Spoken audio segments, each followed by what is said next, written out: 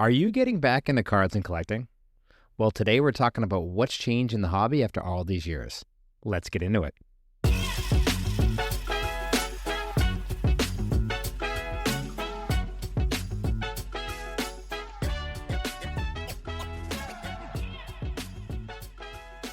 All right, welcome back, card friends. How's everybody doing? Pumped to be here again and chatting with you guys. And for those of you that are new here, I'm Kev. And I'm Joe.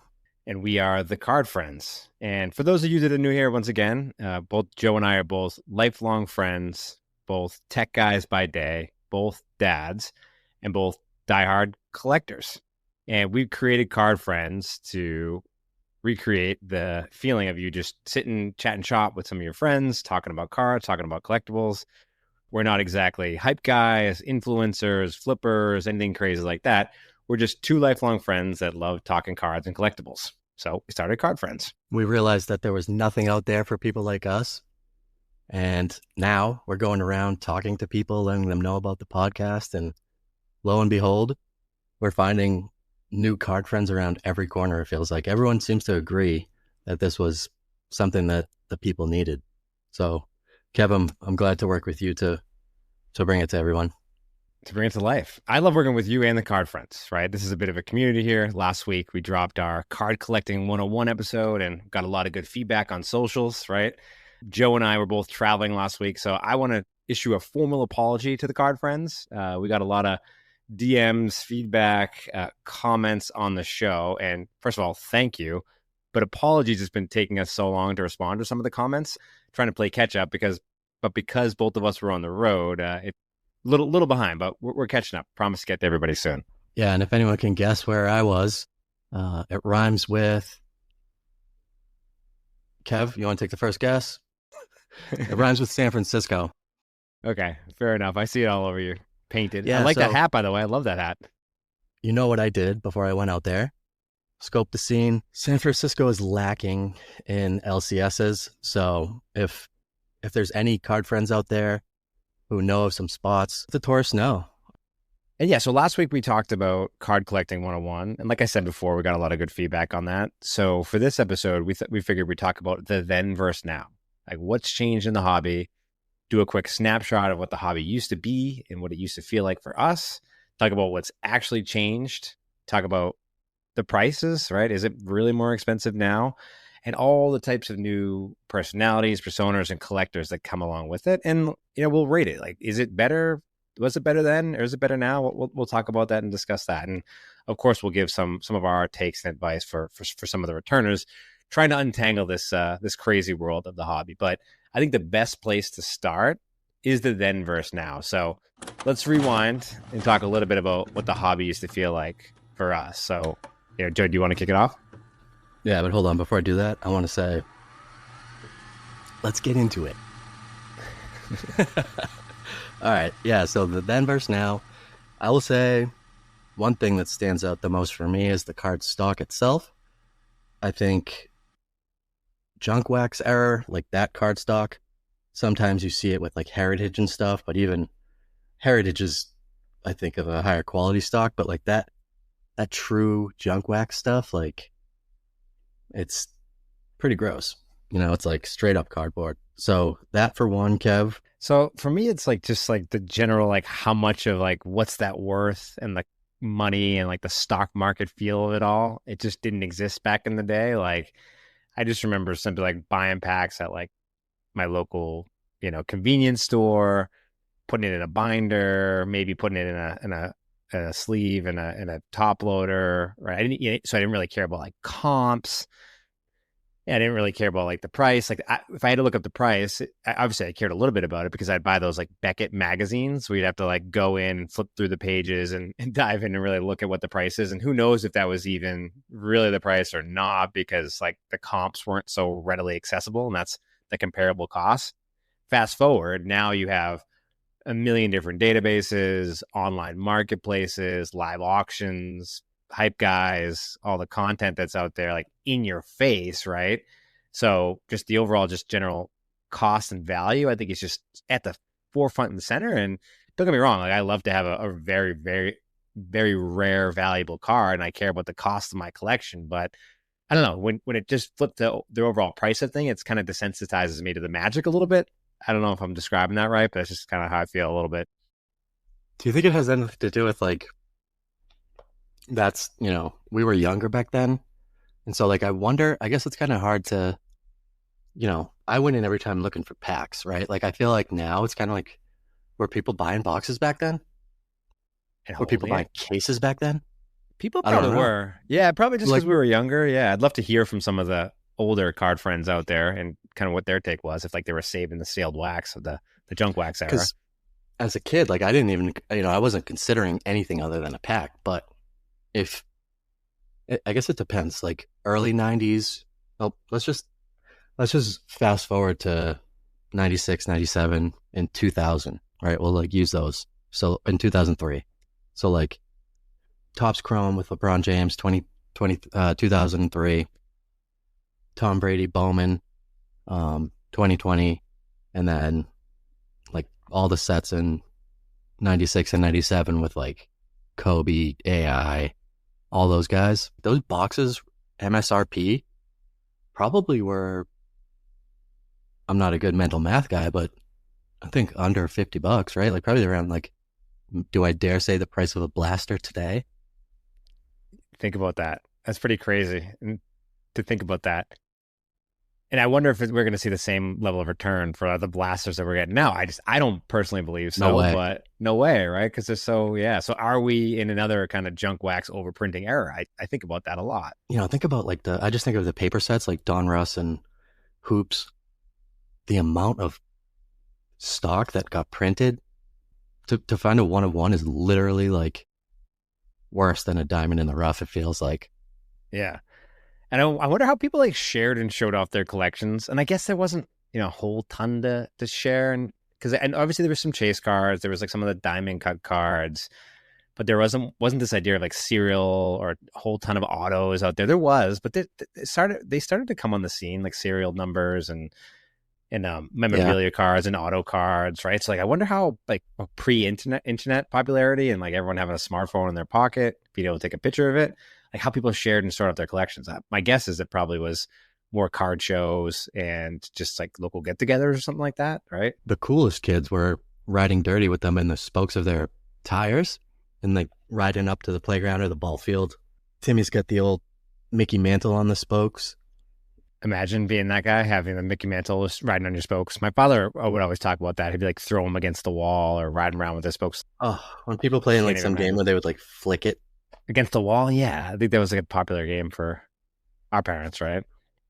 Yeah. But I'm sure we could look at this with rose tinted glasses all day.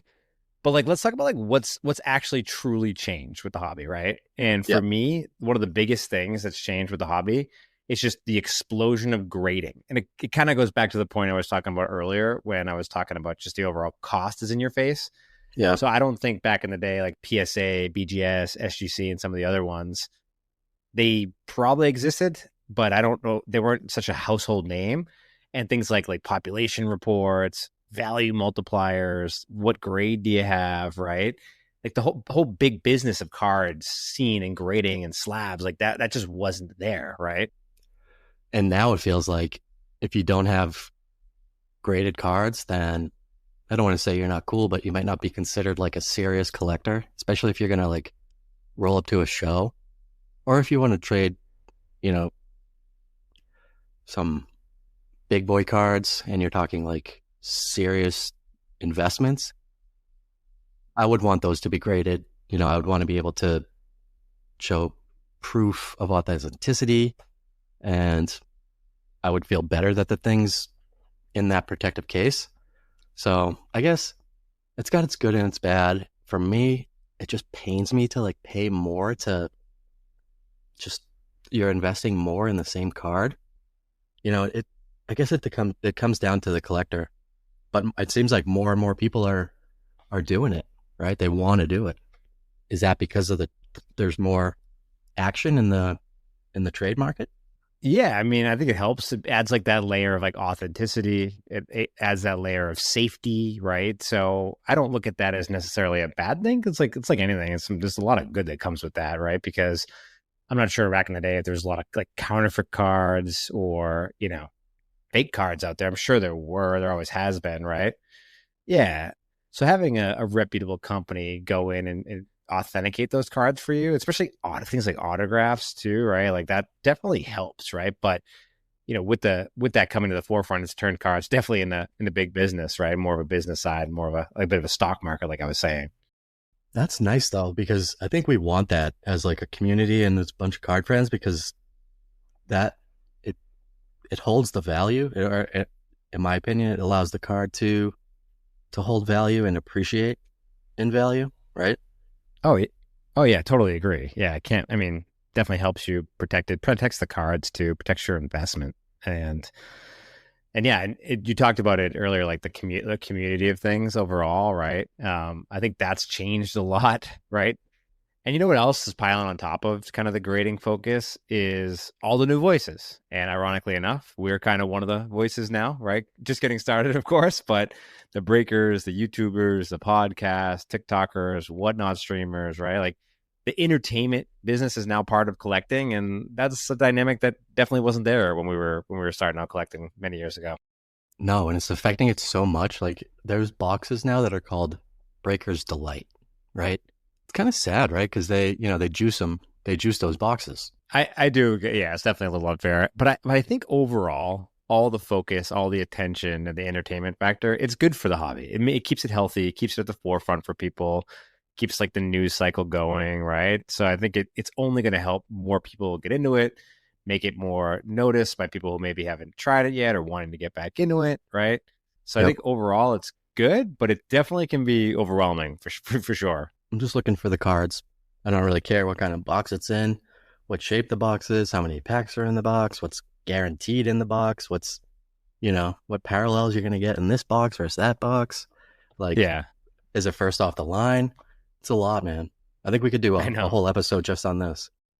You're 100% right. And plus, there's all these new terms, like, and we talked about it in our last episode. So if you want to hear the definitions of some of these terms, we defined them back in episode 4. We broke it all down in Hobby 101 collecting. But terms I used them like in a sentence. yeah, Joe helped us break it down using a sentence. But terms like RPA, SSPs, case hits, numbers, all the colors, the parallels that exist, right? Like, It's I feel crazy. like and people want those, and I personally love them as well. But I think the focus on the base card, like I think base cards really don't matter anymore as much as they once did, right? Not at all, man. I mean, I'm donating my base cards, you know, just Yep. because I was thinking about this last night, actually. You could, if you wanted to. I don't know if there's buyers out there, but I just think of like time is a big thing too, right? So if we were to take the time to sell even the base cards individually for, I mean, if you could get $1, that'd be insane. But like even like 10 cents, it's just like, is it worth the time? You know? Right. To sort them all through. I mean, people like that. People like collecting full sets. Like I've talked about this in a That's true. That's true. previous episode. Like I'm collecting the full vintage base set. So I think it's good that they do it because what if someone, years down the road wants to come back and collect the whole set of the 2025 rookie class of some sport or the 2025 Scarlet and Violet Pokemon set, right? That's I so think it's true. good I think it's good for the longevity that they keep doing it. But part of me for a little bit was like, why don't they just make products and just put the hits and like roll the dice in the hits? But then I don't know. Again, takes it away from the magic. And I think there are products that are like that for sure. Yeah, my cousin, he's a set collector too. We're gonna have him on the podcast I at know some we got to point. bring him in. Got to bring in Yeah, more card friends too. It's mainly been just you and I, but more card friends coming soon to the podcast. yeah, that's on the roadmap. Brady Bunch with the card friends. I love it. Ooh, I there might be something I, there. I can't wait. I can't wait. Yeah, and I think the natural next thing is like the question I get all the time is the hobby more expensive now? And the answer is yes. Talked about this before. Sticker shock for people coming new to the hobby is definitely a real thing, and you'll be surprised at how much the price of entry has changed. It's definitely more expensive, but the hits are more expensive, right? So it's no shock that the cost of entry is higher because if you do get a hit of some of these short print cards, some of these rare pulls, you can get a monster card, right? So I think that's definitely driving the prices up for sure. And then on the flip side, something that I guess you don't consider in the moment, but some of the cards that are commanding like the huge bucks, like the ones that are from like the Brady's and the Mantles, like those have aged, right? Like fine wine. So like these big hits now, right? 20 years from now, is it going to be 10x? To go back to our first segment, Kev, like about the what's changed, what's new, what's different. It's definitely a market.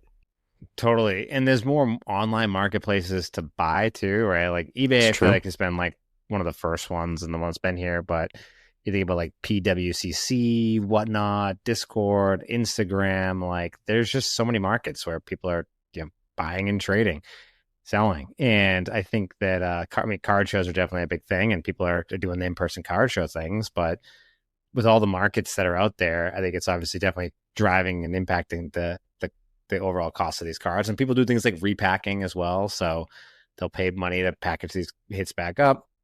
But plus, not to get, and this is probably a little off topic, but sports are growing at a much higher rate, right? They're more popular than ever. You're seeing these TV contracts like NFL, NBA, and other sports skyrocketing, and the contracts are crazy. It's So, insane. it's just the natural order of things. So, yeah, but I also think too, with all the new markets and obviously the price changes, there comes a lot of new collectors coming into the hobby, right? It's not just collectors anymore, right? You've got people doing flipping. You talked about it last week where we are like, people are getting into the hobby for the money. So you got flippers, investors, people trying to sell you something on whatnot, right? And these are all people that are definitely influencing both the prices as well as just the hobby in general. Trip down memory lane. This is something I'll never forget, and I hope you don't mind. But the I downloaded Whatnot and I immediately uninstalled it. Joining those rooms felt like you were going to a Celtics playoff game or a Patriots game, and the scalpers were out there. And your favorite term, walking up to a game to confuse the scalpers. Who's buying? Who's selling? Who's buying? Who's selling? It's like, dude, you go into the room and you're like, piece of meat. There's probably pockets of card friends that take care of each other, but from the surface, it does not appear so. So you don't like that feeling of like coming in and be like, hey, what's up, card friend Joe? Like, you want to buy this for $10? You want to buy this for $20? I also got a sale going for No, dude, it's like $49, right? Yeah, it's like, uh, yeah. it's like walking into a department store or any store. Can I help you? I'm a customer service guy. Like, I was a waiter my whole life and stuff, so I get it. But like, I'm a grown man. I can find my way. So if I need help, I'll ask. If I want to buy that card, I'll ask. But I don't know. I mean, you gotta, I guess, can't knock the hustle. Whatever. It's I moving know. the product around. I was just gonna It's say, getting more yeah. people into it. I'm just I was just just, old, I grumpy. was just, I was just gonna say, I respect, I respect the hustle for those guys, those people for sure. I'm not trying to knock on them. Like, people got to make a living, right? Got to sell stuff. I get it. But I think there's a, there's certain tastes of how you want to go about it, right? You don't want cards jammed down your throat, so being sold to you, right? And most people aren't like that. I don't know. Too many people are like, yeah, I love it when people come up to me and just try to force sell me something. I think there's a, yeah. While we're on this topic, real quick, Evan, I don't want to get too sidetracked, but NFTs were also a thing in the virtual packs. Like, what? Come on. Actually, someone I mentioned that fell in for the that. comments. Yeah, I fell someone for that mentioned for that a in the minute. comments. Like, what was the NBA one that they did for a minute? Like, that was actually kind of electric, seeing that opening up. But Oh, Top Shot, Top Shot. oh Yeah, yeah, yeah. yeah, I thought it Top was Shot big. was sweet. It's actually it's funny you say that, like, because like someone said, "Hey, you're both tech guys. Shouldn't you be getting into the NFT scene?" And Negative yeah, I mean, look, tech guys, but smart enough to know freaking yeah, smoke and mirrors. no, I But know, who yeah. knows? I Could be mean, wrong. I didn't I buy would, Bitcoin when it first came out, so could be an idiot. yeah. Listen, I was big on the Top Shot when it first came out. I thought it was going to follow the cryptocurrency path and become the new big thing. And I wouldn't say I took a serious loss on Top Shot. I just think the speculation was going to be much higher than it actually is. And I think there was like a lawsuit at some point in time that came down for Top Shot. I got like a check in the mail for like $2 or something like that. Yeah, like something happened with it, but it didn't quite take off. But I think it has legs. I think it will get there. I think digital collecting definitely has a place in the hobby, but I think that the physical card is king right now. You know what I appreciate though is like with Magic the Gathering with like Arena, at least when you buy a pack, you get the redemption code. And, like with the Pokemon, you get these like, I've been I'm considering scanning that redeeming thing, them by the way. or For like those watching on YouTube, I'm scanning that and putting it in and get my free pack. take it, There take it. you go. Free pack Yeah, it giveaway. has not been redeemed, but yeah, no, I'm not redeeming these, but I'm thinking like down the road, who knows, Kevin? Like maybe that is going to be the cool thing. And if you don't have a digital catalog, then you're a squid. I see it, man. I think the NFTs are definitely something that will come down the road. Yeah. I will say I love art. That's one of the things that I enjoy about the hobby. Obviously not so much with sports, although the aesthetic and design of the card is nice, but like the Pokemon cards and the Magic the Gathering cards, illustrators do that and they do a damn good job and they're sick to look at. So if they can up their game and make the digital ones like sick, like if there's like a virtual reality showcase room that you could walk into and have like all your sick cards and like a podium around you, now we're talking. I'll do that. Exactly. Yeah, I think they got to Hey, integrate Zuckerberg, it. call Yeah. us. They got to integrate it into socials better. Yeah, there's a lot. I mean, again, I see for those who are wondering about what we think of NFTs, like I definitely see the potential. It's just not the right now for me. Definitely see the potential down the road though. No, what was that app that you were messing around with, and you connected with the CEO of it, Mantle? Oh yeah. I mean, if you make a new Mantle account right now, I'm pretty sure the CEO will probably just message you. He's very it's a bot? welcoming, cool It's probably a community. bot. Yeah, maybe. Yeah, it's a very cool community overall. If it's not a bot, then tell me it's not a bot when I do it, and then I'll be a customer forever, and we'll get it going on the conference because there seems to be a fit. I mean, I love that idea. It's cool. I Obviously. think it's needed. I think people the connection part of the hobby is definitely a real thing. Yeah, man, For sure. surround yourself with people like you. Yep. Yeah. One final piece, I think the new collector types that definitely didn't exist back in the day is just the celebrities getting involved with it. I mean, if you get like Tom Brady open up his card vault, right? That's and cool. He's getting involved in the scene. You got like people like Logan Paul wearing like that one of one Pikachu around his neck at WrestleMania. I even see like if you go on any if you're a follower of some of the big influencers out there, you'll see like a lot of celebs just ripping packs courtside, right? I saw like CJ Stroud. Yeah, Mike Trout. I saw CJ Stroud just ripping packs. The Grant Williams, the former Celtics player, like he's love like him. Starting to get into it. Yeah, I love him too, right? Getting into the Pokemon scene. Like you definitely didn't have these celebs big into the card scene back in the day. At least I don't think. Maybe I'm mistaken, but dude, shout out Boston College, AJ Dillon, running back for the Packers. He was running breaks, and he's collecting. I remember seeing something. He collected Tucker Kraft's Rainbow, I think, and Tucker Kraft was his rookie tight end that year, and was just kind of sick, right? So he's a card friend. AJ, love you. If you're ever back at Boston College, we'll take you to Eagles Deli and rip some packs. Love that. I love that. Yeah, I love seeing people getting back into it. Yeah, I always see videos of people like famous people and celebs walking like the showroom floor of card shows too. So don't be surprised if you're at a card show and you see someone walking around the scene that's getting back into it. I think that's so cool. One more thing on that, I actually on eBay I sold a card of a baseball player who was in a system. I won't say the team, but he bought his own card. How cool is that? That's pretty cool. It's got to be a special meaning for some folks. Unless someone had the same name. It was kind of a rare name, so I like to believe it was him. I love that. That's so cool. And I think that's it just shows the growth of the hobby. And I think it's only going to continue growing. It's a really fun hobby. And I think people are going to continue on with this for sure. Best hobby in the world, Kev. So in your mind, though, do you think it's better or worse now? Do you miss the old times? I do, but you can't go back to the way it was. I know. I think what I miss is simpler times. I definitely paid more attention to base cards. I'd be lying if I said like when I open packs these days, like I do it slow, but sometimes I'm just like right past the base cards and throw them aside. Don't really care.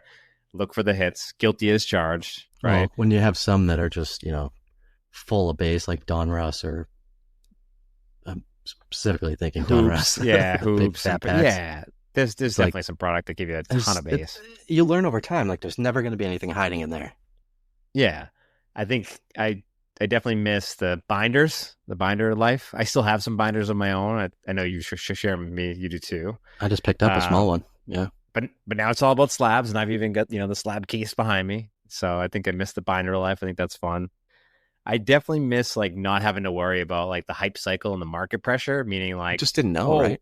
yeah, We I weren't pulled this. exposed to it. Yeah, and like I can't even open a pack and like pull a hit and be like, oh no, like I gotta put it in a One touch, whatever. a sleeve or a one touch and a top loader like instantly. Like I can't even look at it for a second. I gotta protect it because I gotta Dude, sell it and it's valuable. You know what I mean? Like that like pressure is definitely there. yeah, I like pre-slice the corners on my penny sleeves just so I don't nick the I know. corners. That's Yeah. sick. Isn't that sickening? Yeah, I know, man. But actually, it's I definitely mean, a we thing. care about it, so yeah, I take pride in taking care of them. Yeah, but I found myself the other day like opening Pokemon packs with my daughter, and I'm like, wait, be careful, that's like a good one. And it's like, Oh my God. you know what I mean? It's like I'm like, and I had to check Yeah, you myself want to and be like like, include them, but you're like, oh, oh, but what if it's that $1,500 Umbreon? you're like It's watching like, with like one, like a, I know, that's a real thing, man. And like if they nick the card, the value goes way down. So yeah, so that does rob you of the magic a little bit for sure. But it hey, does. there's way more access, way more variety these days. You talked about it earlier. The design of the cards and the quality of the cards, I think, is much better. Yeah. Right. I wanted to bring up two stories. One from Yeah. the recent trip to the LCS when I asked the owners, and then another one from card friend Joe on the street. Update, little tip for the card friends. I'll start with the tip for the card friends. So I was out to breakfast this morning with the fam, and there was like a half-hour wait. So next to the breakfast place, there was one of those Family Dollars, and I went in there, we were poking around, and then I remembered, I remember someone saying that like Dollar Tree had cards, so I, opened the eyes and started looking around, snooping about. Behind the counter, sitting against the glass, was 3 beautiful gravity feed boxes. That's another new Nice. thing. So we'll have to flash a picture of those up on the screen for the team and the friends who might not know what it looks like. So this place was busy, Kev. There was people behind me. So you know me, I don't really like, holding people up and stuff like that. Like just kind of irks me out. So the poor lady at the register, right? I go, they had Donruss, they had hoops, Donruss basketball and football. So I wanted to try to maybe get a shot at the downtown or the uptown, realizing they're probably not in the gravity feed boxes. There you go. Stuff's not in one box or the other. But I was trying to ask her how much they were. And, she grabbed a couple packs and was like, you want these ones? I was like, yeah, but I just want to know how much they are because it's going to depend on how many I get. And so she was all confused. And then I was like, and then the people were behind me. So I don't know how I did it, but I was just like, can you just please tell me how much one of them is? She scanned it. Guess how much it was? $2, $3? $1, 4 quarters. Oh, wow. And okay. the boxes were full, dude. So I go, I'll take 10, like in a panic. I just took 10. Walking out, there was a ton of people behind me. I turned to the wife and I go, should I go back and buy the rest of them? Like dead serious. And I'm glad I didn't, dude, because the gravity feed boxes have those yellow parallels and they're freaking gross. $10 down the drain. But guess what? They're going to the kids. Hey, cheap fun rip, and then yeah, I know. So that's what I was going to say. Like if you're ever in a pinch, $1 a pack, can't beat it. And then the other story. So I want to get the LCS local card shop owners involved in this just because we love them. They're all great people. I was in one of ours yesterday, Kev. I think I've been there like 3 days in a row now. Paul's dying to get on the podcast. This shop is called P&T Sports Cards. I told him I'd shout it out. I hope you don't mind. Cut it out if we have to. But yeah, so P&T, it's in Whitman, Mass. And spoke with the card shop owners. I have a great relationship with them. And because he wants to get on the podcast, I kind of planted the seed and I'm testing him out a little bit. I go, what's the number one question that you guys get asked all the time? Like, question that you get asked so much, like you're upset when people ask it at this point. And dude, I kid you not, she pulled out a piece of paper laminated with the question on it. And the question was, why are these boxes so expensive? And their response to that is, hold up the sign that says, I don't know, call Panini, call Fanatics, they set the price.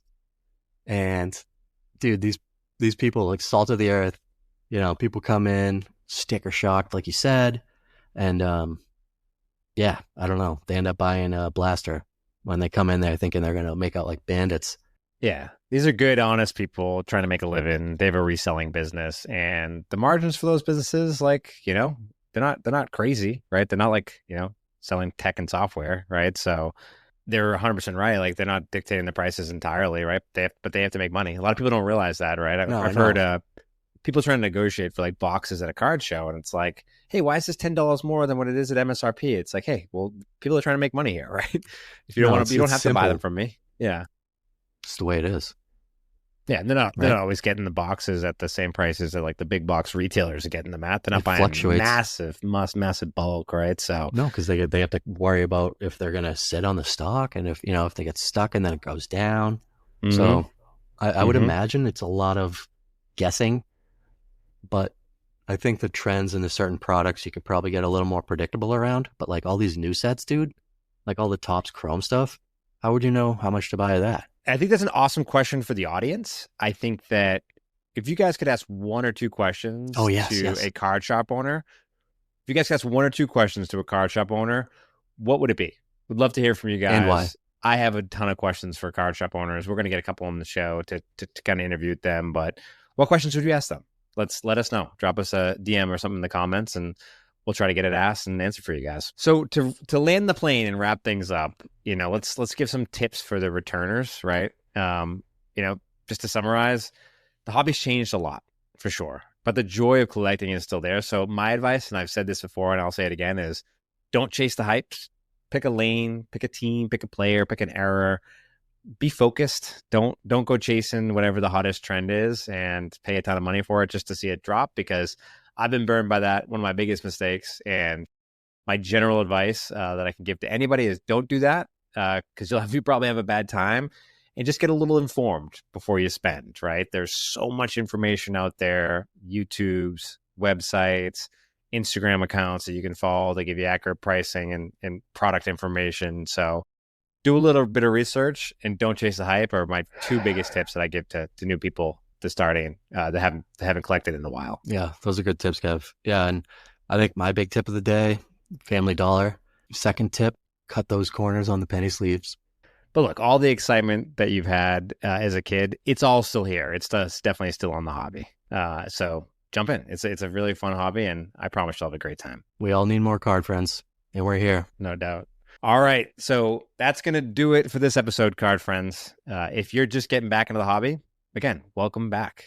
And yeah, things have changed. But honestly, that magic, the pack opening, pulling big hits, buying that card that you've been searching for a long time, like you got finally get as a kid, like that magic that you had as a kid, it's still there. You just got to find your lane. You just got to get your feet settled.